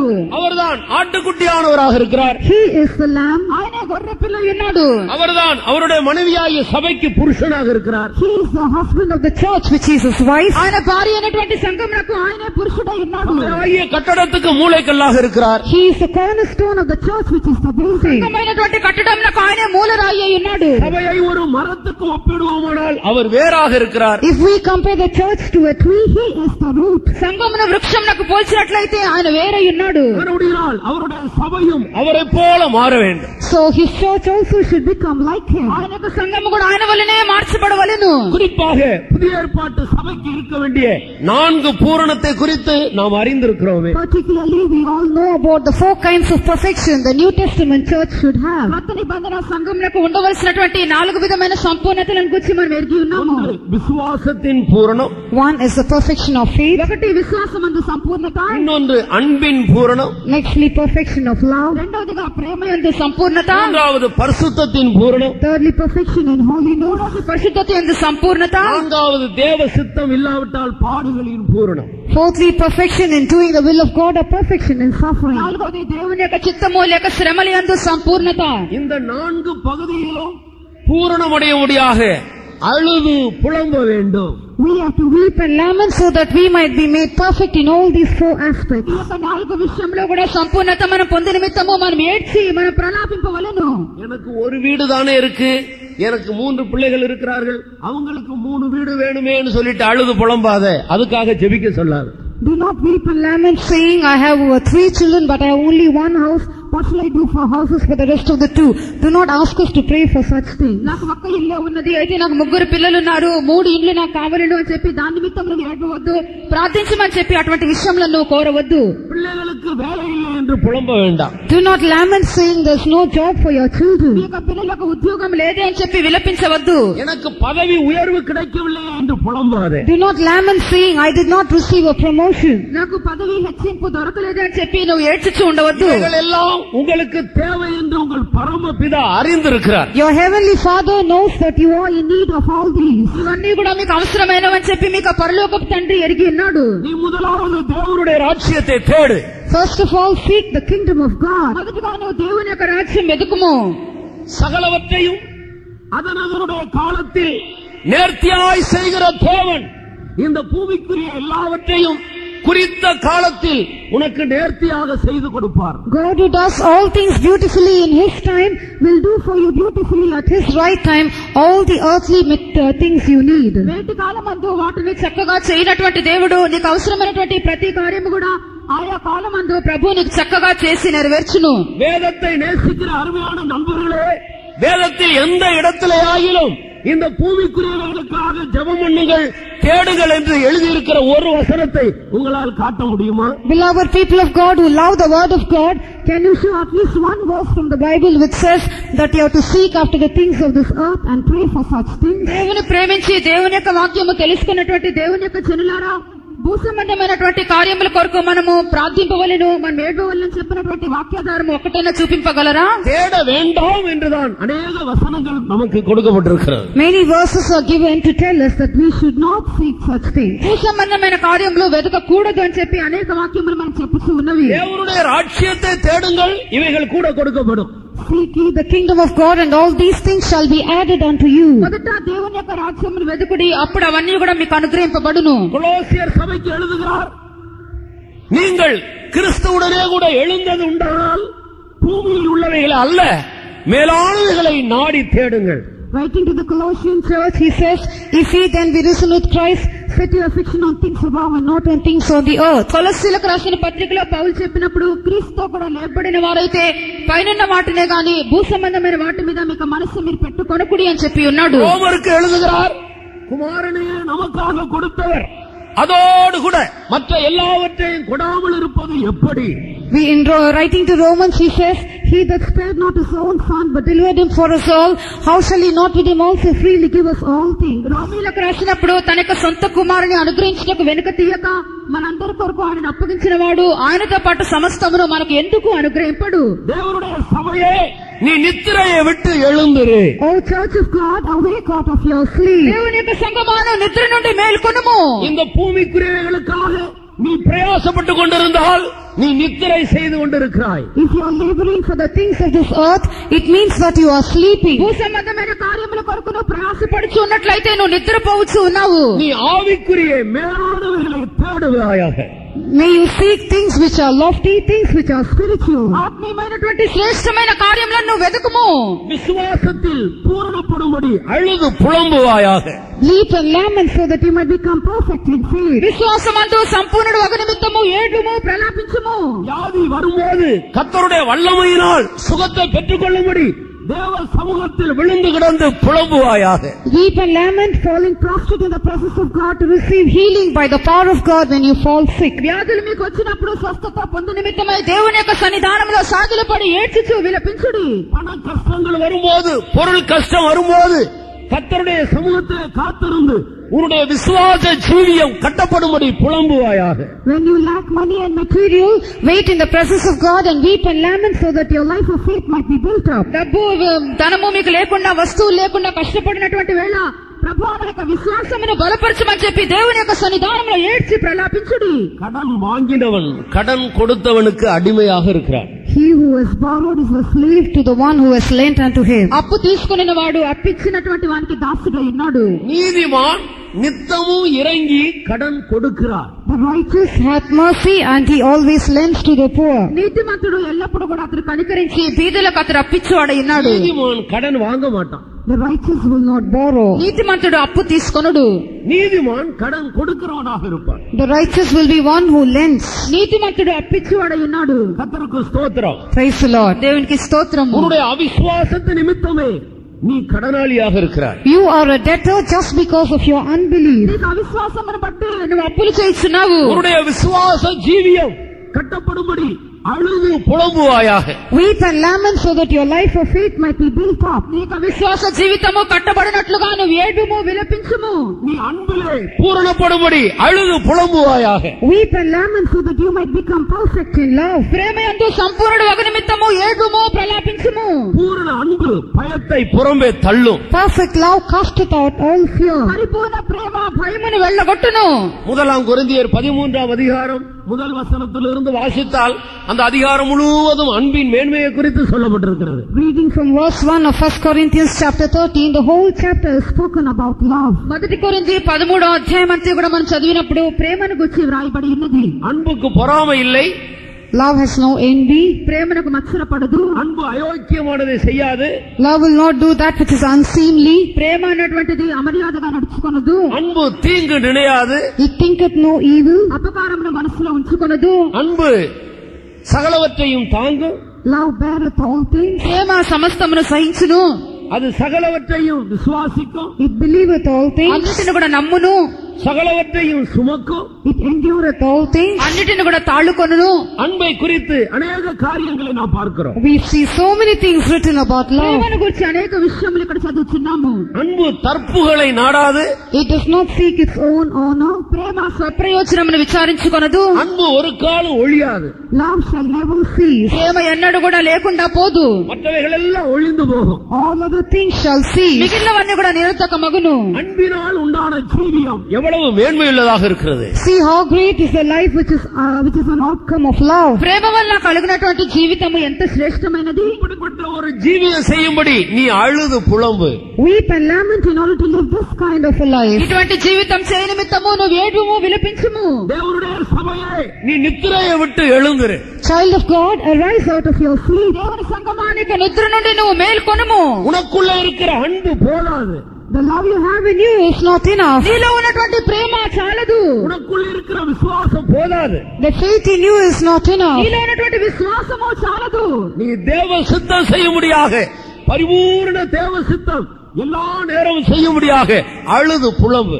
You always weep and lament to do the will of God at all times. దేవుని యొక్క చిత్తం చేయుటకు, పరిపూర్ణంగా దేవుని యొక్క చిత్తం చేయుటకు ప్రతి సమయంలో ఏడుము విలపించుము. ஆண்டவர் தன்னுடைய சபையை பார்த்து சொல்லுகிறார், என் பிரியமே. Looking at his church, the Lord says, my beloved. దేవుడు సంఘమును చూచి నా ప్రియురాలా అని పిలుస్తున్నాడు.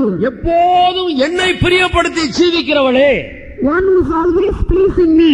ఎల్లప్పుడు కూడా నన్ను ప్రియపరిచి జీవించినది. நீ ரூபவதியாக இருக்கிறாய். You are fair. నువ్వు అధిక సుందరివి. உன்னில் பழுதே இல்லை. There is no spot in thee. నీ యందు కళంకమేమీ లేదు. இப்படி ஒரு ஜீவியம் செய்யும்படியாக அழுது புலம்பு. Weep and lament to live this kind of a life. ఇటువంటి జీవితం చేయుటకు ఏడుము విలపించుము. உன் நித்திரையை விட்டு நீ எழுந்துரு. Awake out of your sleep. నిద్ర నుండి నువ్వు లేవుము. இயேசு கிறிஸ்துவை போல ஒரு பரிசுத்த ஜீவியம் செய்யும்படியாக சபையை நீ அழுது புலம்பிக் கொண்டிரு. Oh, Church of God, keep weeping and lamenting to live a life of holiness like Jesus. యేసుక్రీస్తువలే పరిశుద్ధ జీవితం చేయుటకు సంగమా నువ్వు ఏడుము విలపించుము.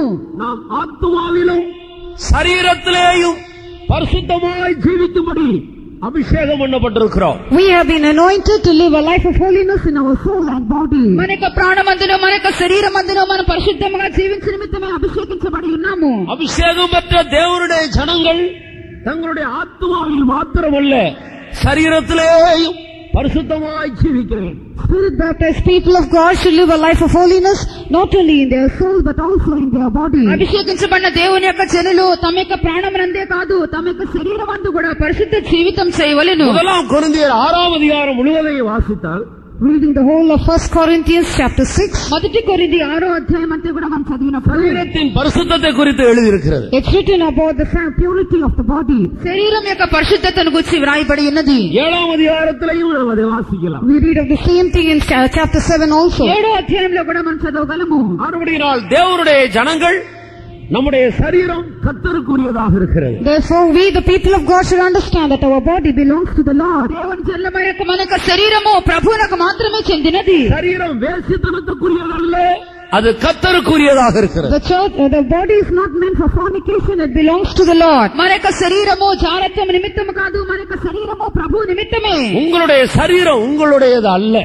Your body is not your own. మీకు శరీరము మీది కాదు. உங்களில் தங்கி இருக்கிற பரிசுத்த ஆவியானவருடைய ஆலயமாக இருக்கிறது. It is the temple of the living God which dwells in you. మీలో నివసించినటువంటి పరిశుద్ధాత్మక ఆలయమై ఉన్నది. ஆத்மாவிலே சரீரத்திலே பூரண பரிசுத்த ஜீவியம் செய்யும்படி சபையே நீ அழுது புலம்புவாயாக.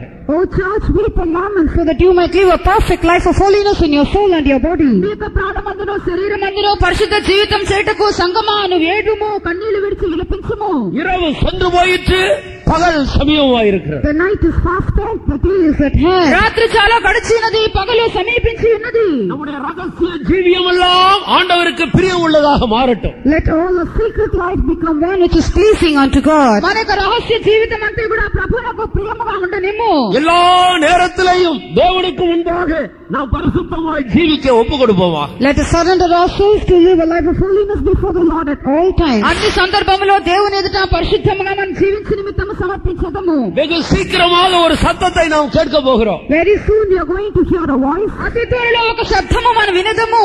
வழியினால் என்னோடு உடன்படிக்கை பண்ணின என்னுடைய பரிசுத்தவான்களை என்னிடத்திலே கூட்டுங்கள். Gather my saints together unto me, those that have made a covenant with me by sacrifice. బలియర్పణ చేత నాతో నిబంధన చేసుకున్నటువంటి నా యొక్క పరిశుద్ధులను నా యొద్దకు సమకూర్చుడి. தங்களுடைய சரீரத்தை எல்லா நேரமும் எனக்கு பிரியமானதாக ஜீவ பலியாக ஒப்பு கொடுத்து ஜீவித்த உடன்படிக்கை பண்ணி ஜீவித்த பரிசுத்தவான்களை என்னிடத்தில் கூட்டுங்கள். Gather unto me my saints who are lived making a covenant with me, who are lived yielding their bodies as a living sacrifice unto me all the time. తమ యొక్క శరీరం ఎల్లప్పుడూ కూడా నా నిమిత్తం సమర్పించి సజీవ యాగముగా ఎవరైతే సమర్పించుకొని బలియర్పణ చేత నిబంధన చేసి ఉన్నారో ఆ పరిశుద్ధులను నా యొద్దకు సమకూర్చుడి. ரோமர் 12ஆம் அதிகாரம் முதல் 2 வசனங்களில் மிக தெளிவாக ரோமர் சபையாருக்கு பரிசுத்த பவுல் சரீரத்தின் பரிசுத்தத்தை குறித்து எழுதுகிறார். In Romans chapter 12 verses 1 and 2, Saint Paul writes to the church at Rome very clearly about holiness of the body. రోమీయులకు రాసిన పత్రిక 12వ అధ్యాయము మొదటి 2 వాక్యములందు పరిశుద్ధ పౌలు సంఘమునకు పరిశుద్ధ జీవితమును గురించి చాలా స్పష్టంగా వ్రాసి ఉన్నాడు. உங்களுடைய சரீரங்களை பரிசுத்தமும் தேவனுக்கு பிரியமுமான ஜீவ பலியாக ஒப்புக்கொடுங்கள். You present your bodies as a living sacrifice, holy, acceptable unto God. పరిశుద్ధమును దేవునికి అనుకూలమైన సజీవ యాగముగా మీ శరీరములను ఆయనకు సమర్పించుడి. இந்த பிரபஞ்சத்துக்கு ஒத்த வேஷத்தை நீங்கள் தரித்துக் கொள்ளாதிருங்கள். Be not conformed to this world. ఈ యొక్క లోక మర్యాదను మీరు అనుసరింపవద్దు. ரோமர் சபையாரே நித்திரையை விட்டு எழும்புங்கள். O church at Rome, awake out of your sleep. రోమా సంఘస్థులారా నిద్ర నుండి మేల్కొనుడి. கர்த்தருக்கு ஸ்தோத்திரம். Praise the Lord. దేవునికి స్తోత్రము. எத்தனை பேர் இப்படி ஒரு ஜீவியம் செய்ய முடியாக விரும்புகிறோம்? How many of us desire to live this kind of a life? ఎంతమంది ఇటువంటి జీవితం చేయట కోరుచున్నారు? என்னுடைய சரீரத்திலே ஒரு ஆழமான பரிசுத்த ஜீவியம் செய்யும்படியாக நான் வாஞ்சிக்கிறேன். I desire to live a deep spiritual holy life in my spiritual life. నా యొక్క శరీరం అందు ఒక లోతైన పరిశుద్ధం జీవితం చేయటకు వాంఛించున్నాను. அதற்காக அழுது புலம்புகிறேன். For that I weep and lament. అందుకొరకే ఏడ్చుచున్నాను, విలపించున్నాను. பிரசவ ஸ்திரீயை போல நான் வேதனைப்பட்டு கதறி கொண்டிருக்கிறேன். I am travailing and crying like a woman who is with child. ప్రసవ వేదన పడినటువంటి స్త్రీ వలె ప్రసవ వేదన పడుతూ ఏడ్చుచున్నాను. எத்தனை பேர் அப்படிப்பட்ட ஒரு அனுபவத்துக்குள்ளாக இந்த நாட்களில் நம்ம ஆயத்தப்படுத்திக் கொண்டிருக்கிறோம்? How many of us are preparing ourselves these days with this kind of an experience? ఎంతమంది ఇటువంటి అనుభవం నిమిత్తమే మనం సిద్ధపరచుకొనుచున్నాము. அப்படிப்பட்டவர்களுக்கு இப்போது கர்த்தர் ஒரு அபிஷேகத்தை கொடுக்க போகிறார். The Lord is going to now give an anointing to such people. వారికి ప్రభు ఈ సమయంలో ఒక అభిషేకం అనుగ్రహించును. நாம் எல்லாரும் நம்முடைய முழங்கால்களை முடக்குவோமாக. Let's all bend our knees. మనమందరం కూడా మోకరించెదము.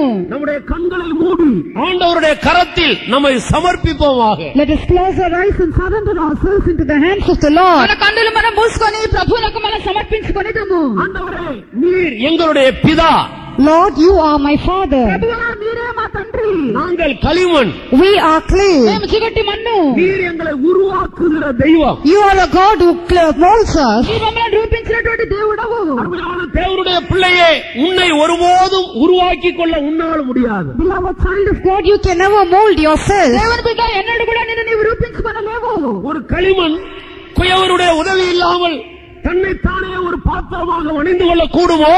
Is it possible for a lump of clay to mold itself into a pot without the help of the potter? ఒక చిగటి మన్ను కుమ్మరి వారి యొక్క సహాయం లేకుండా ఒక కుండగా తన్ను తాను తయారు చేసుకొనగలదా? அது ஒரு காலம் முடியாது. It is never possible. కూడా సాధ్యం కాదు. அது ஒரு குயவன் தான் செய்ய வேண்டிய ஒரு வேலையாக இருக்கிறது. It is a work which has to be done only by the potter. కుమ్మరి మాత్రమే అది చేయవలసినటువంటి పని అయి ఉన్నది. களிமண்ணுடைய வேலை என்ன? What is the work of the clay? చిగటి మన్ను యొక్క పని ఏమి? குயவருடைய விருப்பத்தின்படி செய்வதற்கு அமைதியாக தன்னை ஒப்புக் கொடுத்து காத்திருப்பது.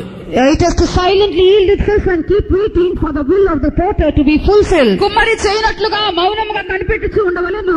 எத்தனை பேர் அப்படி ஒப்புக் கொடுக்க முன் வருகிறோம்? How many of us come forward to surrender in this way? మంది ఇలాగ సమర్పించుకొని కోరుచున్నాము. தேவனுடைய இருதயத்தை காண்கிறவராக இருக்கிறார். God sees our heart. ప్రభు మన యొక్క హృదయమును చూచుచున్నాడు. ஒரு சந்தர்ப்பத்தில் ஆண்டவர் இஸ்ரவேல் ஜனங்களை பார்த்து சொன்னார், நீங்கள் உங்களுடைய வாயினாலே என்னிடத்தில் சேருகிறீர்கள், உங்களுடைய உதடுகளினால் என்னை கனம் பண்ணுகிறீர்கள், இருதயம் தூரமாக இருக்கிறது. At one time, looking at the children of Israel, the Lord says, you draw nigh unto me with your mouth and praise me with your lips, but your heart is far away from me. ఒక సందర్భంలో ప్రభు తనక ఇశ్రాయేలు గురించి ఇలాగని చెప్పుచున్నాడు, మీరు మీకు పెదవులతో నా యొద్దకు వచ్చుచున్నారే గాని మీకు హృదయము నా యొద్ద నుండి దూరముగా ఉన్నది. நான் பரிசுத்தமாய் ஜீவிக்க விரும்புகிறேன் என்ற வார்த்தை உன்னுடைய வாயில உதடுகளில இல்ல, உன்னுடைய இருதயத்திலிருந்து எழும்ப வேண்டும். The words I desire to live a holy life should not arise from your mouth or from your lips, it should arise from your heart. నేను పరిశుద్ధముగా జీవించదును అన్నటువంటి మాట నీకు నోటి నుండి పెదవుల నుండి కాదు, హృదయం నుండి రావలేను. உலகத்துக்காக ஜீவித்தது போதும். It is enough that you have lived for this world. లోకం కొరకు నువ్వు జీవించినది చాలును. மனுஷருக்காக ஜீவித்தது போதும். It's enough that you have lived for people. మనుషుల కొరకు నువ్వు జీవించినది చాలును. ஆத்மாவிலே சரீரத்திலே இயேசுவுக்காக ஜீவிப்பேன். In my soul and in my body I will live for Jesus. నా ప్రాణమందును నా శరీరమందును యేసు కొరకు నేను జీవించను. இது யாரும் கண்களை திறக்க வேண்டாம். Please do not open your eyes. దయచేసి ఎవరు కూడా కన్నులు తెరవద్దు. நீங்களும் இயேசு மாத்திரம். Only you and Jesus. నేను యేసు మాత్రమే. ஆவியிலே அந்த இடத்துக்கு கடந்து வாருங்கள். Come to such a place in your spirit. మీకు ఆత్మీయంతో ఆ యొక్క స్థితికి మీరు రండి. நாம் நம்முடைய பிதா, நாம் அவருடைய கையிலே களிமண். He is our Father and we are the clay in His hand. ఆయన మన తండ్రి, మనము ఆయన చేతిలో చిగటి మన్ను. அவர் உருவாக்குகிற நல்ல ஒரு குயவன். He is a good potter who molds. ఆయన రూపించినటువంటి మంచి కుమ్మరి. நான் அவருடைய கையிலே களிமண். I am a clay in His hand. నీ యొక్క చేతిలో నేను చిగటి మన్ను. இந்த ஒரு இடத்துக்கு ஆவியிலே கடந்து வாருங்கள். In the spirit come to this place. ఆత్మలో యొక్క స్థితికి మీరు రండి. நீங்கள் கண்களை திறக்க கூடாது. Don't open your eyes. కన్నులు తెరవద్దు. கர்த்தர் உங்களை அபிஷேகம் பண்ண வேண்டிய ஒரு நேரம் இது. This is a time when the Lord has to anoint you. మిమ్మల్ని అభిషేకించవలసిన సమయం అయినది. யெகோவை அபிஷேகம் பண்ணும்படியாக அவனை அறை வீட்டுக்குள்ள தனியாக கொண்டு போகிறார்கள். Jehu was taken into the inner room separately to be anointed. యెహూ అభిషేకించబడు నిమిత్తము గదిలోనికి ఒంటరిగా తీసుకొని పోబడి ఉన్నాడు. மற்றவர்கள் மத்தியில் இருந்து யெகூவை தனியாக ஒரு அறை வீட்டுக்குள்ளே தீர்க்கதரிசி அழைத்து செல்லுகிறான். The prophet separated Jehu from among others and he took him separately into a room to anoint him. యెహూను అభిషేకించిన నిమిత్తము ప్రవక్త ప్రత్యేకంగా గదిలోనికి తీసుకుని వెళుతున్నాడు. அவருடைய கையிலே தைலத்தால் நிறைந்த ஒரு தைல குப்பி இருக்கிறது. A horn filled with oil, anointing oil is found in his hand. అతని యొక్క చేతిలో తైలం నిండినటువంటి తైలము బుడ్డి ఉన్నది. அது வேறுபிரிக்கப்பட்டு அறை வீட்டுக்குள் பிரவேசித்திருக்கிற தேவனுடைய மனிதன் மேல் வார்க்கும்படி கொடுக்கப்பட்டிருக்கிறது. It is given to be poured upon the people of God who have entered into the inner chamber, being separated from the rest. ఎవరైతే తమను ప్రత్యేకించుకొని గదిలోనికి ప్రవేశించున్నారో ఒంటరిగా ఉన్న వారి మీద అభిషేకం గమనించబడును. இந்த நேரம் உன்னுடைய தகப்பனை சிந்திக்கிற நேரம் அல்ல. This is not the time for you to think about your father. ఈ యొక్క సమయంలో మీకు తండ్రిని గురించి ఆలోచించవలసిన సమయం కాదు. தாயை சிந்திக்கிற நேரம் அல்ல. Not the time for you to think of your mother. తల్లిని గురించి ఆలోచించే సమయం కాదు. புருஷனை மனைவியை சிந்திக்கிற நேரம் அல்ல. Not the time to think about your husband or wife. మీతో భార్య మీతో భర్తను గురించి ఆలోచించే సమయం కాదు. அபிஷேகம் பெற்றுக்கொள்ளும்படி அறை வீட்டுக்குள்ளே கடந்து போக வேண்டிய நேரம். A time when you have to enter into the inner chamber to receive the anointing. అభిషేకం పొందిన బిడ్డలు గదిలోనికి ప్రవేశించవు. రబల రబక షిడో రబక దో ఇలబ షిడబల రబక దో ఇలబ షిడబల రబక